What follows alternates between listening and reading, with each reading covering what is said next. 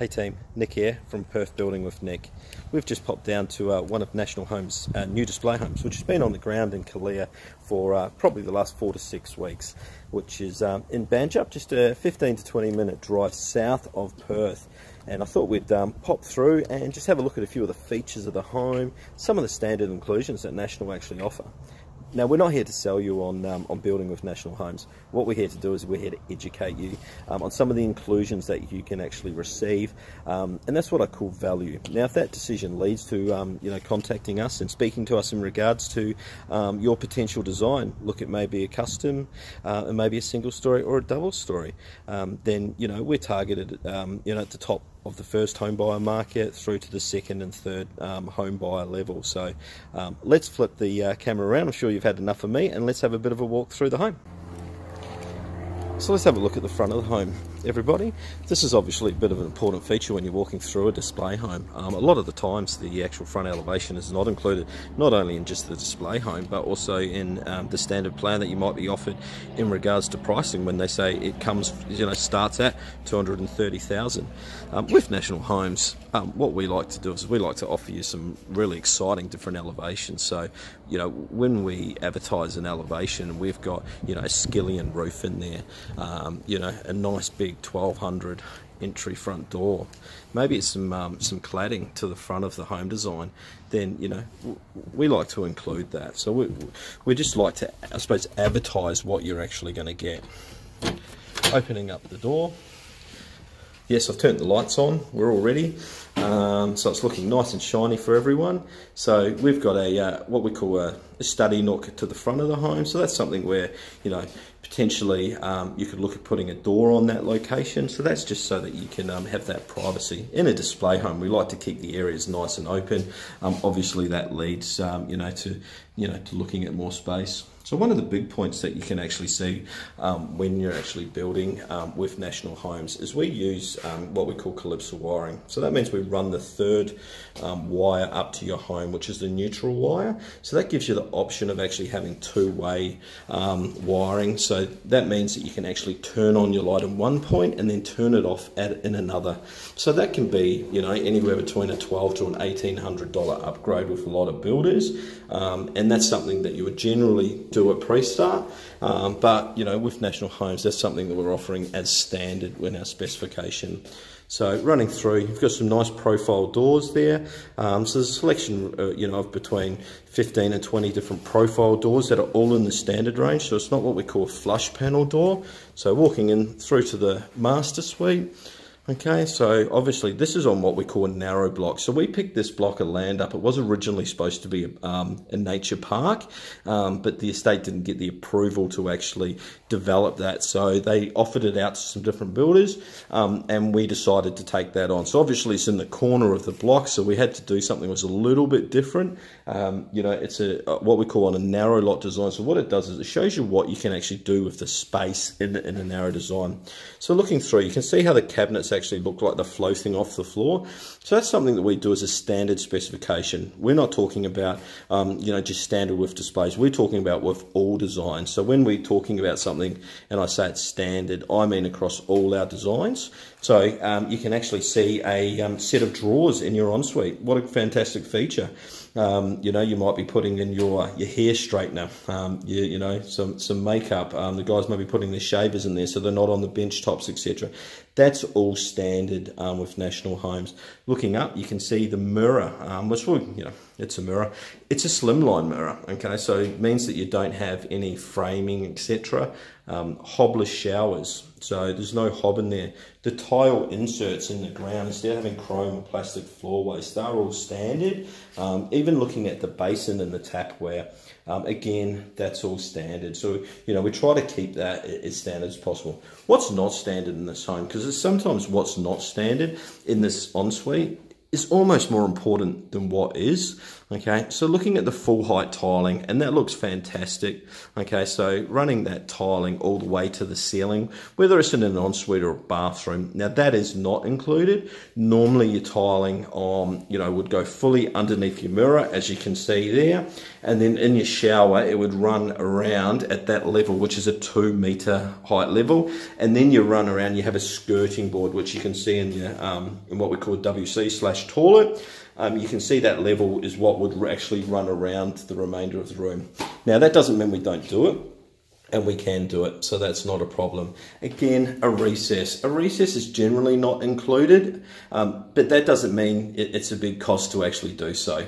What you require is obviously another leaf of wall, and that's where the cost is involved. There's no extra tiling costs, etc., because the tiling would actually be in that area, unless you did a feature tile, for example, like we've actually got in there. But it's a great way, to put your shampoos and your conditioner. It's such a simple thing that's missed. A lot of people will obviously, I suppose then you've got your shampoo and your conditioner and your body gel, etc., all on the ground. Double handrails, 900 wide. It's such a small item, but if you're only getting a single towel rail and it's only 600, read your specifications, because generally, it might only be a $10 or a $20 upgrade, but that's not the point. Toilet, nothing too exciting there. It's back to base, so you don't have that, have to cool down and behind it and clean and behind it. It's all soft close, etc. China cisterns. Walking in through to your walk-in robe, this is just a zone here for you to have a bit of a look at. A fit out in a walk-in robe, 99.9 times out of 100 will not be included with the builder. Okay, so generally that is what we call shelf and rail. Now, if you're looking at doing a fit out, again, it doesn't make economic sense to actually do that with the builder. You can contact me or the representative that you're actually dealing with, and they will have a contact, and I can let you know the people that actually did the fit out in my home as well. This is your shopper's entrance, which I haven't unlocked yet, but we'll come back to that. Okay, nice little powder room. Couple options in regards to the powder room. You do have your wall-mounted little powder basin there, okay, which looks fantastic. The other option is that you can actually do it with an inset vanity like you would have seen in the ensuite, with a proper china basin, cupboards underneath, etc. as well. Okay, exhaust fans in all WCs, bathrooms, etc. You also note that we have draft stoppers, etc. on there, so you don't get your draft through. That's where we kind of really talk about, I suppose, Nationals 6-star, energy levels that, we really try to achieve on all our homes. So looking through kitchen options, okay, so starting off, stone bench tops, standard throughout the whole home, kitchens, ensuites, bathrooms, laundries as well. Okay, a lot of the times you will see the stone end on there. That's what we call a stone end. Now that's not included in the standard specification. Again, you can see some pot drawers, etc., depending on design.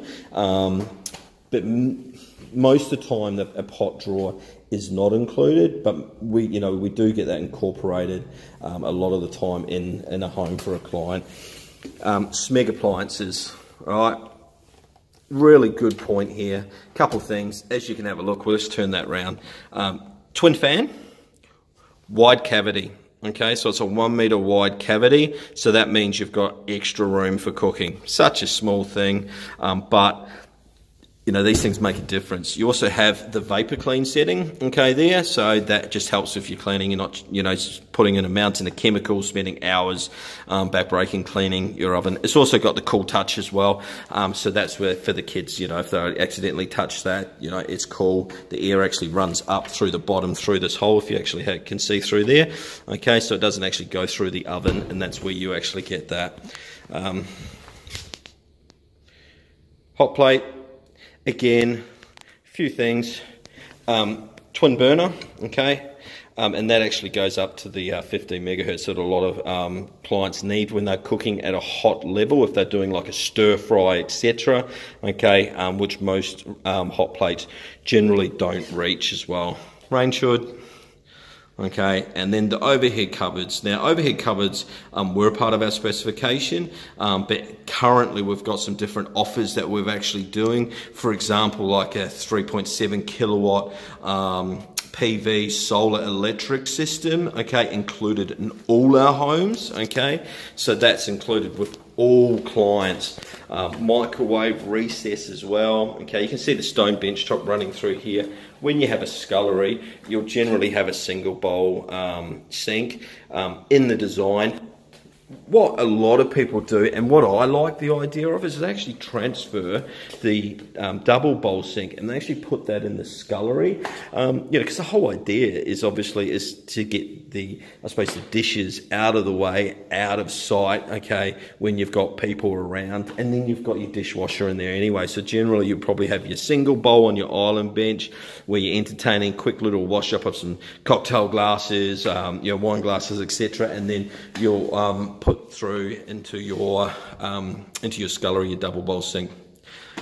Again, a lot of people probably wouldn't have the opening to that. It's something that we've done in this design because it's on a narrow lot design, which really kind of opens up the area.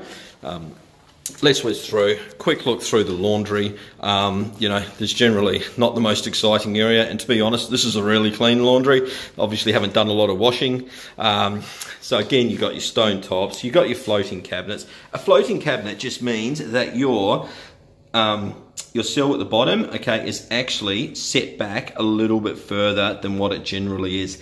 It's such a minor item. You'll see it in 95% of your display homes, okay? We include that as standard. It just gives you that display home kind of specification as well. I mean, obvious in this design here, you would put a door on your walk-in linen as well, okay? Because you probably wouldn't want that actually running through when you had people around. Dining area. We'll come back to the dining. Little theatre, okay? So running through, we've got a theatre. You can see a recessed ceiling that we've actually done in there, okay? So where we've obviously dropped the ceiling, okay, and done a bulkhead in and around there as well. Important note, obviously you've got to have light in your theatre. A lot of people obviously want a theatre as dark as possible. There's still light and ventilation requirements that are required. Hence with this one here, while we've actually done what we call an awning window. So an awning window actually calculates better for your light and ventilation. So that allows you to put a smaller window in, okay? And then you can dark it out with some really dark curtains, etc. All right, back to the dining area. So in the dining area, it's opposite the kitchen, and we've got a little bit of a surprise. Again, narrow block. So what we really want to do is just create like outdoor areas. So with that, let's just jump out here and we'll pull the blinds back. Okay, we've actually put some double stacker doors. Okay, so basically what we've done is we've gone through, and I've already unlocked this, so come in, make sure we're all prepared. Okay, so actually, so I do apologise, these aren't the stacker doors. The stacker doors are down in the alfresco. So we've opened that up there. That's a 4-panel sliding door. So that's actually a really effective price option in lieu of having your bifolds or your stacker doors. Now we know the bifolds are going to have a slightly bigger opening than that, but your stacker doors are going to have a very similar opening, and this, glass-wise, okay, and opening-wise, is very similar, and the cost actually is reduced by $1,200 to $1,300, okay, down the side of the house here. Again, because it's a corner block, the natural gas system generally wouldn't be on this side of the home. It would normally be on the dead side of the home, but there's no access, etc. for that. So what we've done is you'll notice that we actually use an instantaneous system. So instantaneous means technically you shouldn't have cold water running through your home, but you don't have a big storage tank which needs heating up, etc. as well. All Colorbond, fascia, gutters, etc. Running through the home there as well. Okay, standard paving that you can see there. We do have different options in regards to pavers, which is standard. We obviously have brick makers, which is part of our business. So we have some different options that we may not release out there. So some 200 by 300, 300 by 300 pavers instead of just being sticking with the standard 200 by 200. Let's just close that door up sorry for the turnaround, okay, out through to the living zone, okay.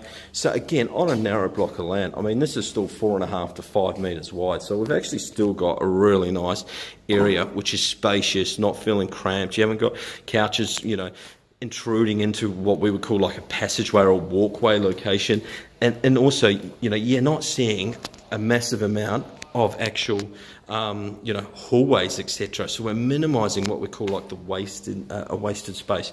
So this is a stacker door, right? So let's just open up this, okay? So with a stacker door, so let's see if we can kind of pop back. Stacker door stacks into each other. So you've got 6 panels of glass, okay? When you actually stack this back, it stacks all the way back there.